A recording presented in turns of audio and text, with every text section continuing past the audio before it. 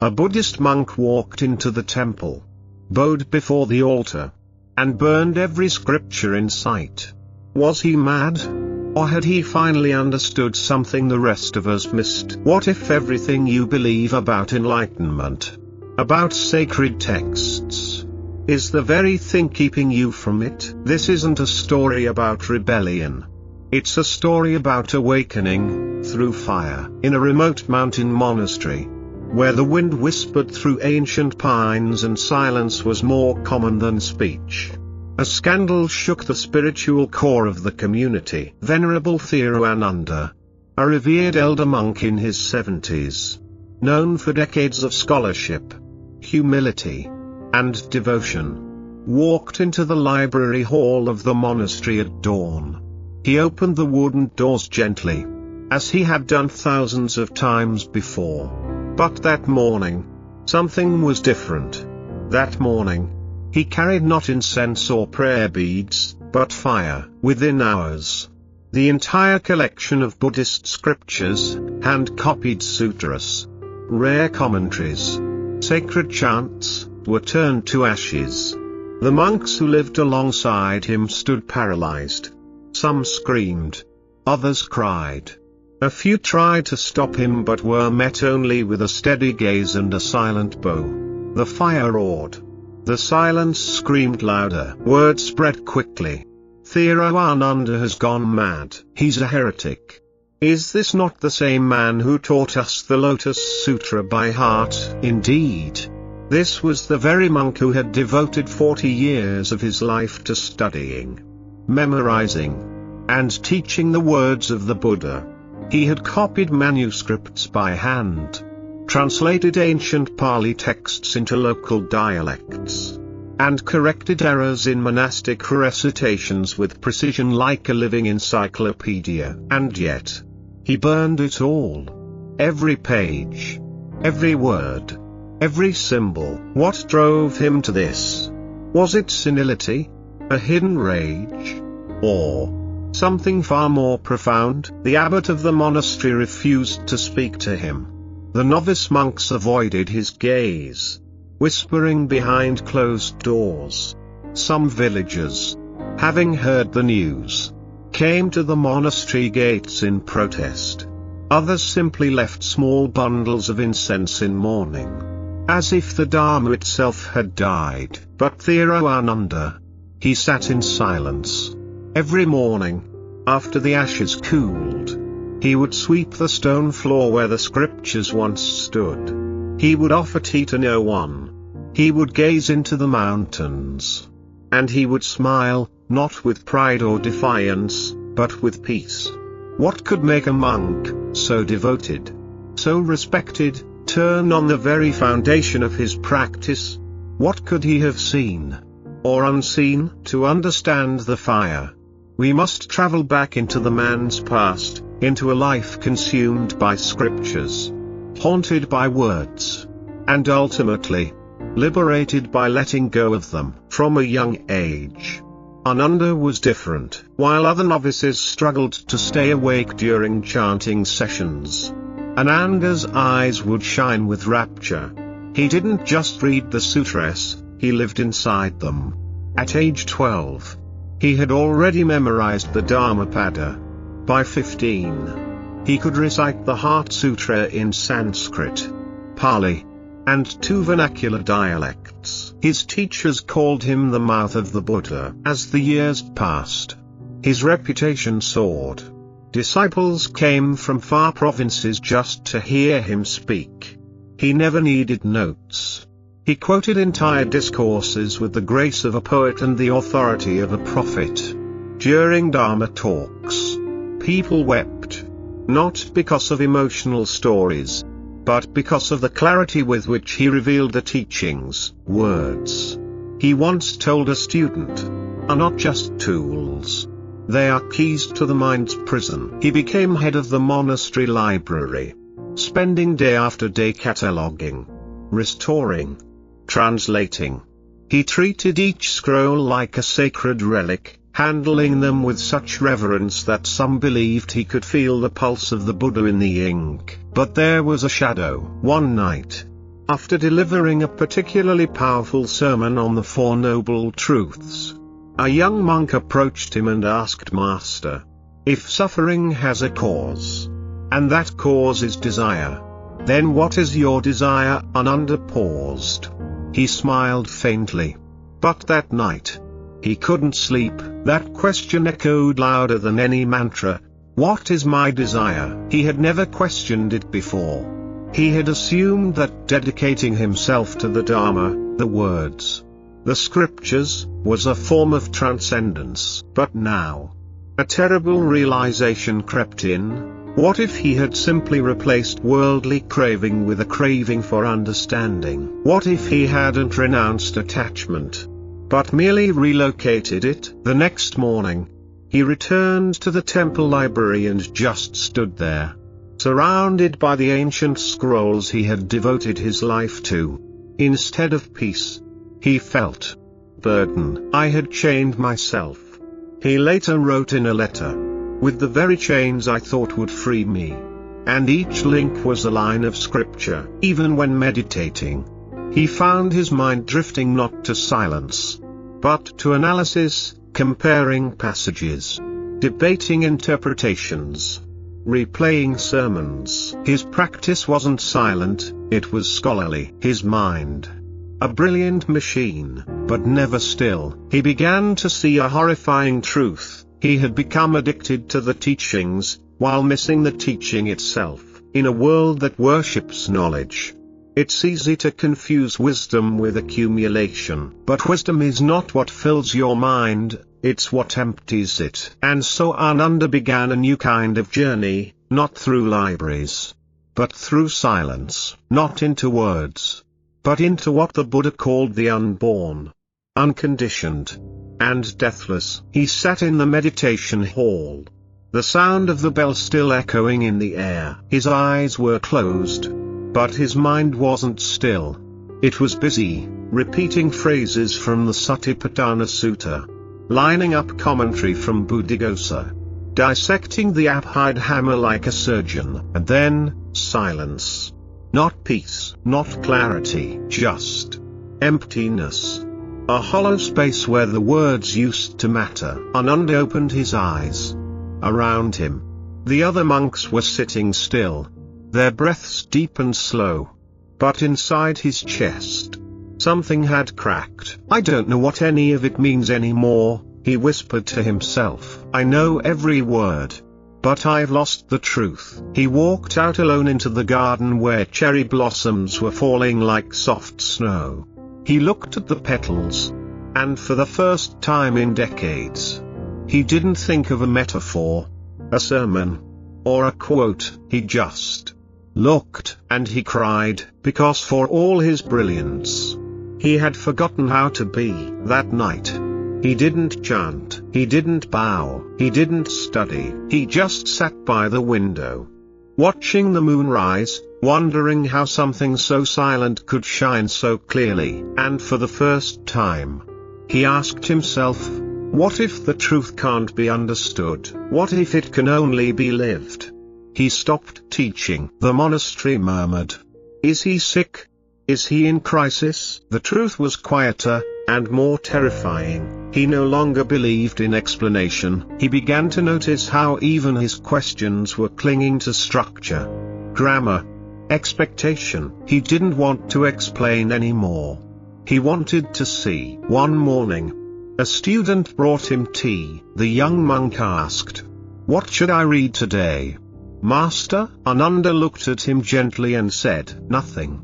Go watch the clouds. The monk laughed, thinking it was a cone, but Ananda didn't laugh. He just sipped his tea and watched the steam rise, like impermanence made visible. And then came the dream. In it, he stood before a vast library, every wall lined with sacred texts. He reached for a book, but it dissolved into ash. He turned around, and behind him stood a child, silent, empty-handed, radiant. The child said only one thing, burn the books, but don't lose the flame. Ananda woke up trembling, and in that moment, everything changed. He left the monastery at dawn, No explanation. No robe. Just a small bag and his breath. The path led him deep into the forest, where sound disappeared and the trees stood like ancient witnesses. After 2 days of walking in silence, he came upon a clearing. There, by a stream, sat a man. Old, but not frail. Still, but not lifeless. His eyes closed. His spine straight. His presence, immense. Ununderstood, frozen. The man opened his eyes. They met. No words were exchanged. The silence between them was thicker than sound. Ananda bowed deeply. The old man nodded and plucked a dead flower from the ground. He held it out, not as a gift, not as a gesture, but as a question. Ananda stared at it. Brown, withered, fragile, yet somehow perfect.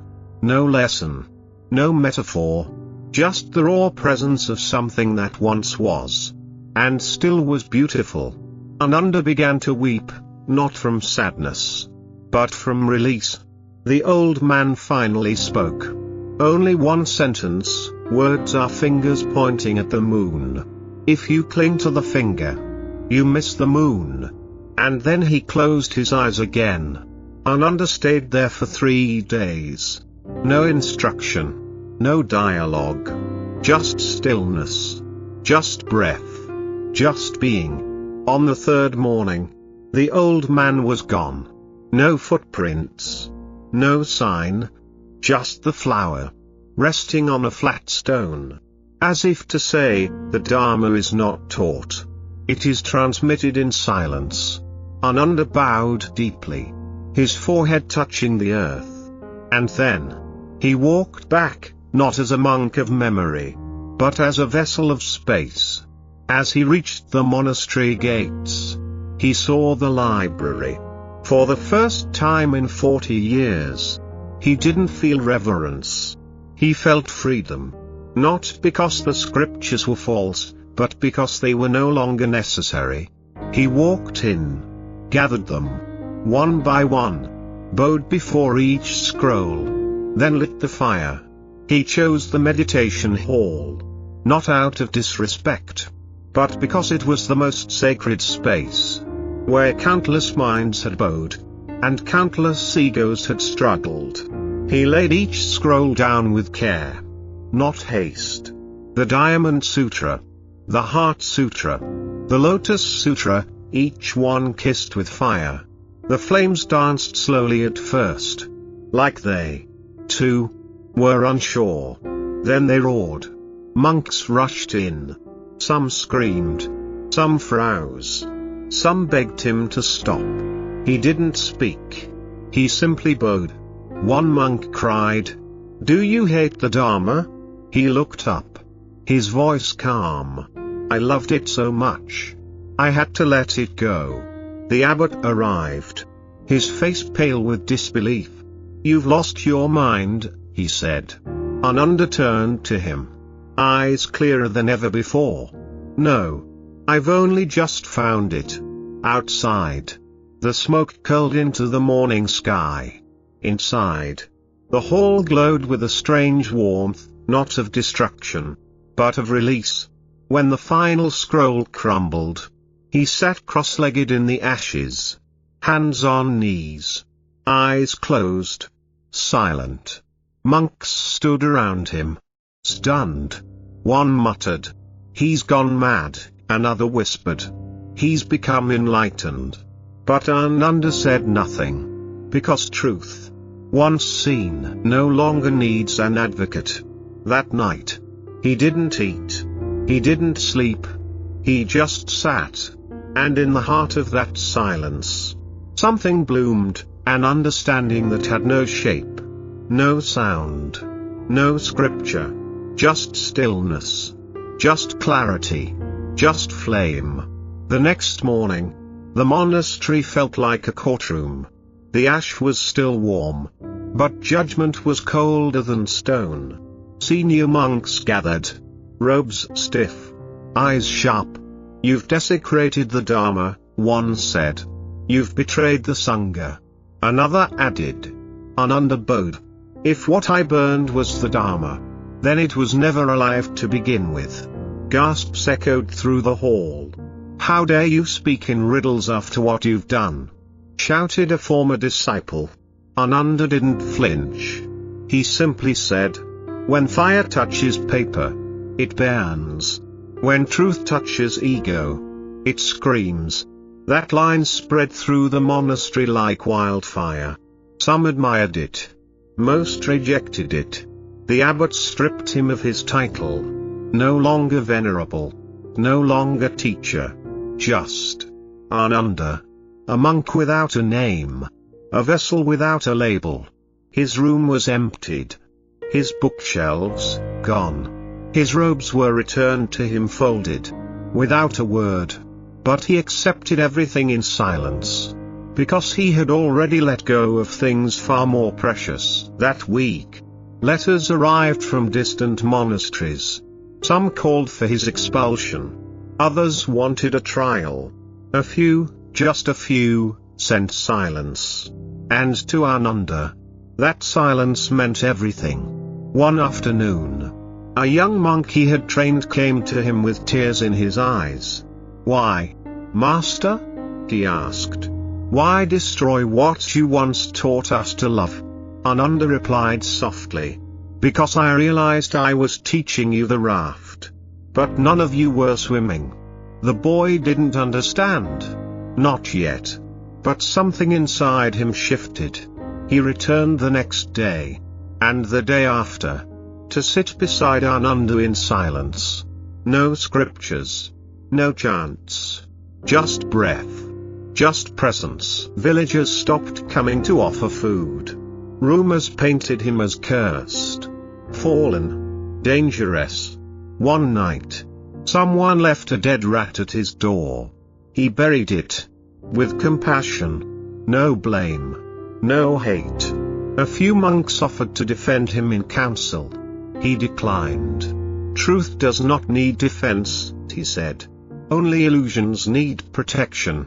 And so he remained, unloved by the many, misunderstood by the most, but anchored like a mountain in storm. Seasons passed. Rain fell on stone. Wind carved through the trees. And still he sat. Most had forgotten the fire. But a few had not. The young monk who once questioned him returned each day. Sitting beside Ananda without asking. Without needing. And slowly, others joined. First in curiosity. Then in stillness. Then in surrender. They came not for sermons. But for silence. Not for answers. But for presence. One day, the monastery's chant leader, once his fiercest critic, came to visit. He brought a scroll. One of the few not burned. And asked Ananda to explain a passage. Ananda read it silently. Smiled. And handed it back. "What did it mean?" the man asked. Ananda replied. "What did it do to your heart?" The man said nothing. But his eyes softened. And he didn't return to the chanting hall that evening. He sat beneath the Bodhi tree instead. One by one, others began to shift. Not by argument. Not by persuasion. But by something they couldn't name. A quiet knowing. A depth that couldn't be quoted. The burned library had become a symbol, not of destruction, but of return. Return to essence.